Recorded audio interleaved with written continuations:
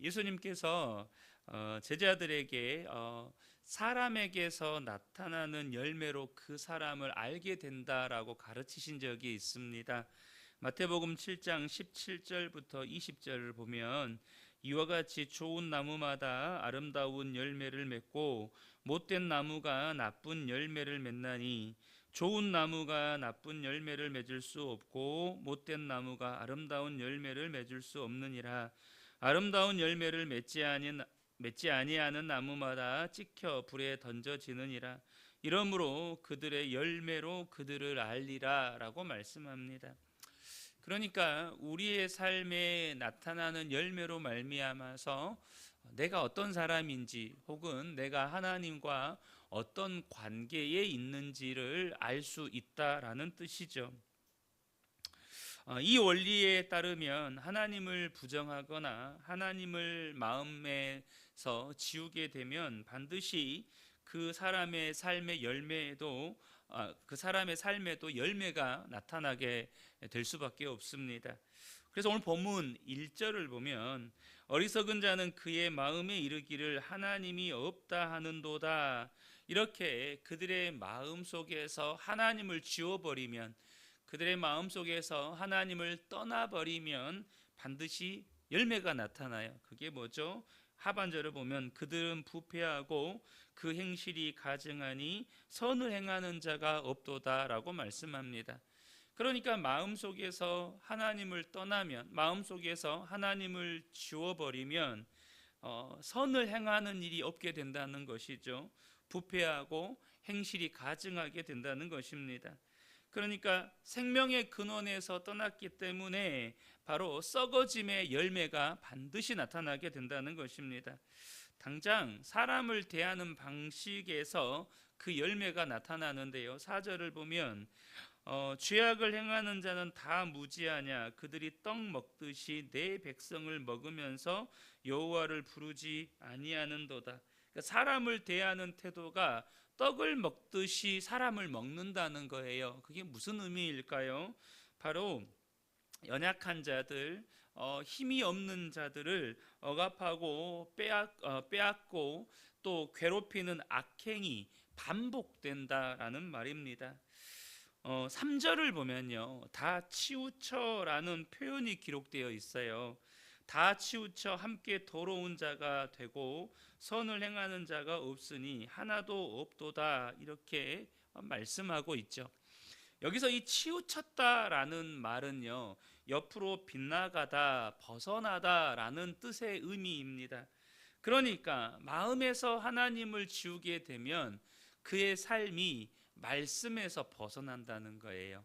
말씀에서 빗나간다는 겁니다. 그러니까 삶의 기준이 말씀에서 벗어나서 무엇대로 사는 것입니까? 철저하게 자기 욕망대로, 자기 생각대로 산다는 것입니다. 사사시대에 백성들의 삶을 잘 표현해 주는 성경 구절이 있죠. 사람들이 하나님을 왕으로 인정하지 않으니까, 이스라엘 가운데 왕을 인정하지 않으니까 백성들이 어떻게 살아요? 자기 소견에 옳은 대로 산다는 것입니다. 내 생각에 옳은 대로. 근데 여러분, 표현은 내 생각에 옳은 대로라고 이렇게 표현되어 있는데요, 그 백성들에게서 나타나는 삶의 모습을 보면 자기 생각에 옳은 대로라는 말은 틀린 말이 아닙니다. 그런데 더 엄밀하게 표현을 하면 자기 욕망대로예요. 자기가 하고 싶은 대로 하고 산다는 것입니다. 나름대로 포장은 자기 생각에 옳은 대로라는 포장을 했지만 그들의 삶에서 나타나는 삶의 모습을 보면 자기 욕망대로, 자기가 하고 싶은 대로. 그러니까 저와 여러분이 이걸 잘 아셔야 돼요. 특별히 이 시대처럼 사람들의 이성이 발달한 시대가 없잖아요. 우리가 얼마나 다들 소위 말해서 가방끈이 길어요. 배울 만큼 배웠어요. 그래서 내가 하고 싶은 대로, 내 욕망대로에 뭐가 수식어가 붙냐면 그 내 욕망대로, 내 하고 싶은 대로에다가 내 생각에 옳은 대로라는 수식어를 붙여요. 그러니까 그 내면은 내 욕망대로 내 하고 싶은 대로인데요. 거기에다가 적당한 근거를 갖다 붙이는 거죠. 그게 뭐죠? 내 생각에는 이게 옳아요.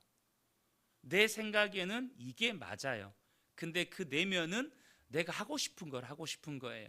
근데 사람들한테는 이게 옳아라고 말하는 거예요. 내 속에는 내 욕망대로 하는 건데 사람들한테는 내 욕망대로라고 표현하면 손가락질 받고 비판받을 수 있잖아요. 그러니까 뭐라고 하는 거예요? 이게 옳아라고 자기 생각에 옳다고 표현하는 거죠. 특별히 이렇게 사람들이 자기 생각에 옳은 대로 사는데 오늘 보면 3절에 보면 함께 더러운 자가 되었다라는 표현이 나와요. 다 치우쳐 함께 더러운 자가 되고 선을 행하는 자가 없으니 하나도 없도다, 이렇게 말씀을 합니다. 이 말은 누구도 그들의 이 말씀에서 벗어나 욕망대로 사는 삶에 대해서 누구도 비판하지 않는다는 거예요. 야, 그거 잘못된 거야. 그거 하나님 말씀에서 벗어난 죄야 라고 비판하는 사람이 없다는 겁니다. 이것은 사도 바울이 로마서 1장에서 지적하고 있는 말씀 그대로예요. 로마서 1장 32절에 보면 그들이 이 같은 일을 행하는 자는 사형에 해당한다고 하나님께서 정하심을 알고도 자기들만 행할 뿐 아니라 또한 그런 일을 행하는 자들을 옳다 하느니라 라고 말씀합니다. 그러니까 이 로마서 1장은 마음에 하나님 두기를 싫어하는 사람들에게서 나타나는 이 죄의 약의 이 현상들을 말씀하고 있는데 이것이 하나님이 죄라고 말씀하셨다는 걸 알아요. 그런데 그것들을 자기들만 행할 뿐만 아니라 그런 일을 행하는 자들에게 옳다라고 인정해 준다는 거예요. 이게 무슨 뜻이죠? 여러분, 저와 여러분 이걸 잘 보셔야 합니다. 이것은 죄의 특징을 그대로 우리에게 보여주는 거예요. 죄는 생명의 근원이신 하나님을 마음에서 지워버리는 것, 하나님을 떠난 것에서부터 시작이 돼요. 하나님을 떠나면 반드시 우리의 삶에는 죄가 맺어져요. 이 죄라는 히브리어 원문을 보면 화살이 이 관역에서 벗어났다, 빗나갔다라는 뜻이거든요. 그 사람이 생명의 근원이신 하나님에게서 떠나니까 뭐가 나타나기 시작해요? 하나님의 말씀에서 벗어나는 거예요. 하나님의 말씀을 떠나는 현상들이 나타나는 거예요. 그래서 하나님을 부정합니다. 하나님을 알면서도 하나님을 영화롭게도 하지 않고 하나님께 감사하지도 않죠. 그래서 하나님의 말씀이라는 기준에서 벗어나서 자기 욕망대로 살아요. 자기가 하고 싶은 대로 하고 살아요. 여러분, 저와 여러분이 꼭 기억하셔야 돼요. 우리가 내 하고 싶은 대로 하고 살면 그게 죄인 거예요. 내가 하고 싶은 대로 하고 살면 내가 지금 하나님에게서 떠나 있구나 라는 뜻이에요. 말도 내가 하고 싶은 대로 해요. 행동도 내가 하고 싶은 대로 해요. 근데 거기다가 포장을 해요. 내 생각에는 이게 옳아 라고 하면서 말하는 거예요. 나는 옳다라고 여기는 걸 말하고 행동하는 거예요. 그런데 그 내면에는 하나님에게서 떠나 있으니 내가 욕망대로 하는 거예요. 그런데 이 문제는요, 이 죄가 가진 특징이 결코 개인의 죄에서 끝나지 않는다는 것입니다. 죄는 절대 나 한 사람이 죄 짓고 끝나는 게 아니라는 거예요. 나 한 사람이 죄 짓고 끝난다고 생각하면 저와 여러분이 죄에 대해서 정말로 오해하시는 거예요. 죄는 마치 전염병이나 바이러스처럼 반드시 확산됩니다. 죄는 반드시 오염시킵니다.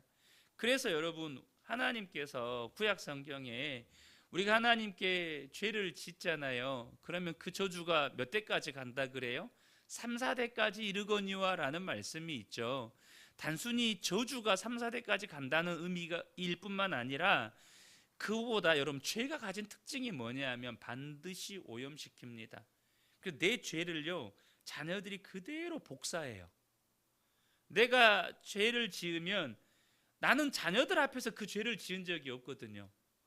자녀들이 보는 데서 그 죄를 짓지 않았다 할지라도 내 죄를 자녀가 그대로 복사해서 가져가요. 제가 가끔씩 아브람과 이삭의 이야기를 하잖아요. 아브람이 아내 팔아먹은 그 모습을 그대로 이삭이 복사해서 나중에 아내 리브가를 팔아먹어요. 여러분 죄는 반드시 확산됩니다. 그래서 오늘 본문에도 보면 죄가 주변 사람들에게 퍼져가요.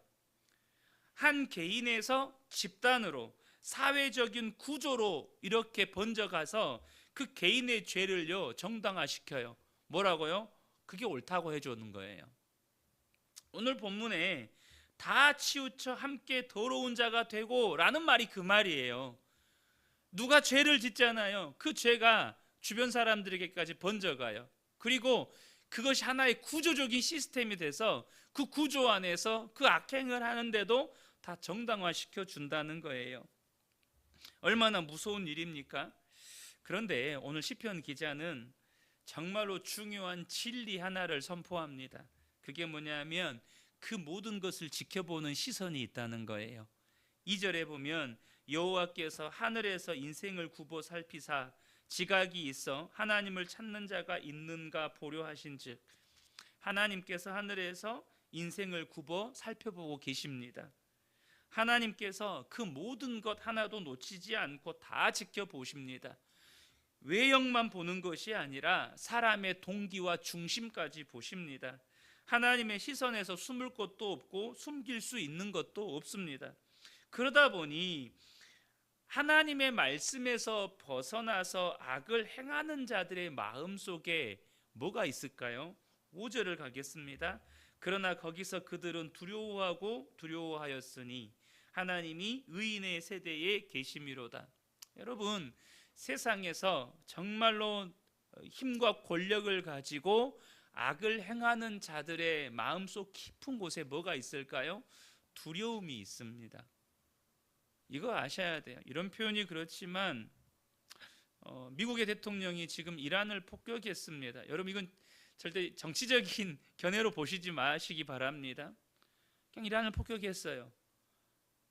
학교를 폭격해서 정말로 초등학생들이 150 몇 명이 한 번에 몰살했습니다. 엄청나게 많은 민간인들이 죽었습니다. 그 명령을 내린 사람이 누구예요? 미국의 대통령입니다. 지금 전 세계에서 가장 강력한 힘을 휘두르고 있죠. 그 힘으로 수많은 사람들이 죽어나가는 것에 대해서 일말의 죄책감도 느끼지 않는 것 같습니다. 그런데 여러분, 또 뭐 러시아의 푸틴 대통령 우크라이나 침공하면서 지금 뭐 양국의 죽은 전사자가 뭐 50만 60만 명을 헤아린다고 합니다. 군인들만 그렇게 죽었대요. 5, 60만 명의 군인들이 양국 합쳐서 죽었대요. 여러분, 푸틴 대통령의 마음에 뭐가 있을까요? 두려움이 있습니다. 왜요? 하나님 다 보고 계시거든요. 하나님이 다 보고 계십니다. 하나님이 다 아십니다. 스스로 지혜롭다 여기고 자기가 정말로 전 세계에서 가장 강력한 군사력을 가지고 있는 그 나라에서 그 군사력을 자기 말 한마디로 정말로 몇 시간 만에 한 개 나라를 쥐어버릴 수도 있는 그런 막강한 힘을 가지고 있습니다. 여러분, 가끔씩 트럼프 대통령이나 이런 분들 그 정상회담 하는 거 보시면 그 옆에 수행원이 가죽으로 된 가방 하나 들고 다니거든요. 그게 뭔지 아세요? 핵 버튼입니다. 핵 미사일 버튼이에요. 세계 어느 나라를 가더라도 그 버튼 하나로 핵 미사일을 발사할 수 있어요. 갈색 가죽으로 된 가방을 들고 다니는 수행원이 있거든요. 여러분, 그만큼 막강한 힘을 가지고 있어요. 근데 여러분, 그거 아셔야 됩니다. 그 내면에는 공허함과 두려움이 있다는 거예요. 강력한 힘과 권력으로 감추는 것은 잠깐의 회피이고 지연일 뿐 결국 하나님 앞에서 다 드러나게 됩니다.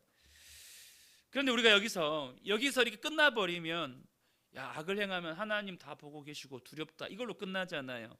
꼭 기억하셔야 합니다.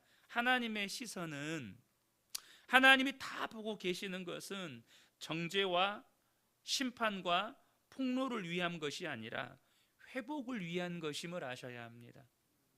여러분, 하나님 다 보고 계시대요. 도대체 왜 하나님 다 지켜보실까요?